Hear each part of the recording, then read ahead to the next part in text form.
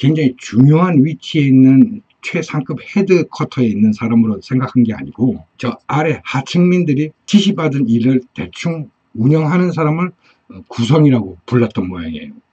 그리고 실제로 제 나이대 예술을 하는 사람들이 이렇게 구성이라는 것들을 활용하는 걸 보면 자기는 구성을 할 능력이 안 되니까 밑에 보조 작가들이나 새끼 작가들한테 대신 이 업무를 맡겨요. 그래서 대부분 우리 한국에서는 구성 작가, 컴포지션 레이터라고 하면 그런 메인 작가가 글을 써내면 소위 말하는 그런 구성 작가들이 대략적으로 뭐 표지 제목이라든가 소개글 정리라든가 머리글을 정리한다든가 또는 작가가 써낸 본문의 내용들에서 어떤 부분을 나레이션으로 쓰고 어떤 부분을 대사로 쓰고 어떤 부분을 리액션을 쓸 건지 표시를 하고 하는 이러한 전체 스토리를 구성해내는 작가들은 새끼 작가들이나 전문적으로 다른 보조 작가들이 해왔던 업무라고 생각을 하고 있어요. 근데 여러분들 거꾸로 해외 같은 경우에는 컨셉 회의를 하고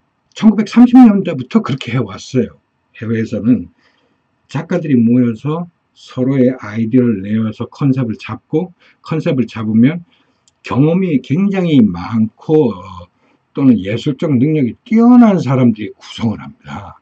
그래서 사실 해외에서는 메인 작가들이 대략적인 신호를 써놓으면 구성 작가들, 그 밑에 있던 작가들이 스토리보드를 완벽하게 써내요. 아이디어를 짜내고. 그리고 경험이 많은 작가들이 구성을 해내는 거예요. 이 부분은 리액션으로, 이 부분은 대사로 처리하고, 이 부분은 무슨 나레이션 처리한다. 이런 식으로. 근데 그것들이 일본을 통해서 교육대에 오다 보니 우리는 원래 이 단어가 어떻게 활용되는지는 잘 모르겠고 한국 사람들의 특성이 내가 권력을 갖고 있고 힘을 갖고 있으면 힘든 일은 안 하려고 그래요. 그냥 폼만 잡으려고 그러고 그러다 보니 오래전부터 이 예술계통이라고 하는 곳은 정작 실력을 인정받고 오랜 노하우를 가진 사람들에게 존경을 표하면 이 사람들이 그동안 축적해내온 기술들이나 이런 지식들을 발현을 해야 되는데 그걸 귀찮아해요. 그래서 자기 밑에 보조 작가나 그 새끼 작가들한테 대신 시켜요. 그래서 사실 대한민국의 예술계통이라고 하는 것은 전체가 그렇긴 않지만 대략적으로 제가 얘기하는 대로 흘러왔어요. 메인 작가들은 아이디어만 내어놓고 실질적으로 그 작품을 완성하기까지는 밑에 보조 작가나 새끼 작가들이 다 해왔어요. 그러다 보니까 우리나라에서는 글을 쓰는 작업, 소설 작가라든가 뭐 시인이라든가 시나리오를 쓰는 작가들이라든가 이 사람들이 여러분들은 혼자서 막 골방에 처박혀가지고 이렇게 글을 쓰고 이러는 걸로 착각하시는데 안 그래요. 사실 여러분들은 모르지만 그 메인 작가 밑에 6명, 7명씩 보조 작가가 있고 그래요. 새끼 작가들이. 그래서 이 메인 작가들은 지들은 이렇게 화면에 나와서 뭐 지 머릿속에 있는 수많은 이렇게 표현들 글로 쓰고 뭐 혼자서 막 손가락 근육 잡혀가면 뭐 소설을 써내는 것처럼 생각하는데 그 밑에 6명, 7명씩 수제자들이 있다니까, 보조 작가들이 있다니까. 내가 대충 대략적인 이렇게 방향만 잡아주면 이 친구들이 다 만들어내는 거라고. 그래서 우리나라는 구성이라는 컴포지션을 되게 우습게 생각해 왔어요. 하찮게 생각해 왔어요. 그리고 실제로 실력이 있거나 존경받을 만한 예술가들이 직접적으로 자기가 구성 컴포지션을 발현한다든가 이런 사람들을 저는 본 적이 없어요. 오히려 저 밑에 있던 친구들, 보조 작가들이나 그 밑에 새끼 작가들이 하는 거는 봤지 정말 실력 있는 사람들이 막 화려한 구성력을 보여주고 예기치 않은 환상적인 상상력을 발휘하는 구성력을 보여주는 이런 사람들 난 본 적이 없는 것 같아요.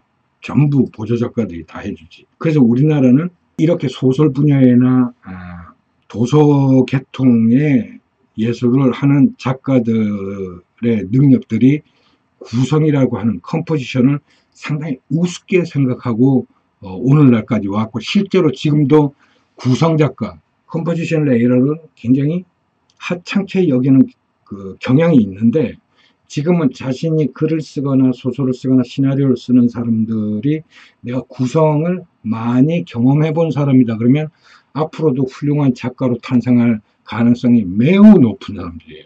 그리고 이 컴포지션이라는 단어는 이러한 글 쓰는 직업에만 활용된 것이 아니고 소위 말하는 음악에도 상당한 활동을 하는 사람들이 있어요. 그래서 무조건 우리 한국에만 이러한 것들이 오면 굉장히 왜곡이 되고 잘못 활용되고 정의가 정립되는 경향이 너무 많아요. 우리는 음악을 작곡하는 사람들을 컴포저리라고 하죠. 컴포저리라고 작곡가들을 영어로 말하지만 사실 해외에서 정말 영향 있는 작곡가들이라든가 실력 있는 작곡가들, 이런 작곡가들을 뮤지컬 컴포지션이라고 그래요. 이 뮤지컬 컴포지션이라고 하는 직업들은 최초 작곡된 곡 악보에 음악의 흐름이라든가 음악의 강약이라든가 또는 어떠한 악기를 사용할 것인지 어떤 하모니를 요구할 것인지를 다 표기를 하는 사람들을 뮤지컬 컴포지션이라고 해요. 그래서 실제로 컴포저보다 뮤직 컴포지션을 하는 사람들 실력이 훨씬 높게, 또는 단순한 컴포저는 일반인도 있을 수 있고 누구나 할 수 있는 일이지만 뮤직 컴포지션은 아무나 할 수 없는 거죠.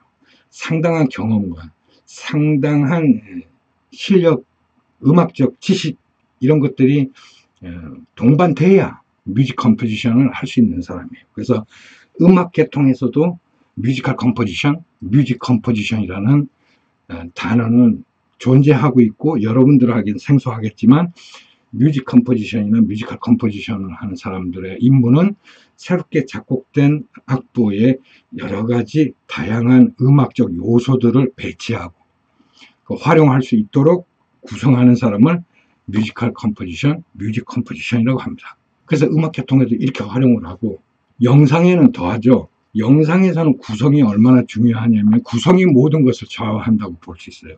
물론 필름이나 이런 거 돌아가기 직전까지 많은 기획회의를 하고 하겠지만 그 중에서도 가장 많은 경험과 연륜과 노하우가 그 회의 때 아이템으로 풀어줘야 아이디어가 진행이 되고 또 영상 작업을 슈팅 들어가기 전까지 완벽하게 준비가 되는 과정을 만들 수 있고 하는 사람들을 구성작가라고 그래요.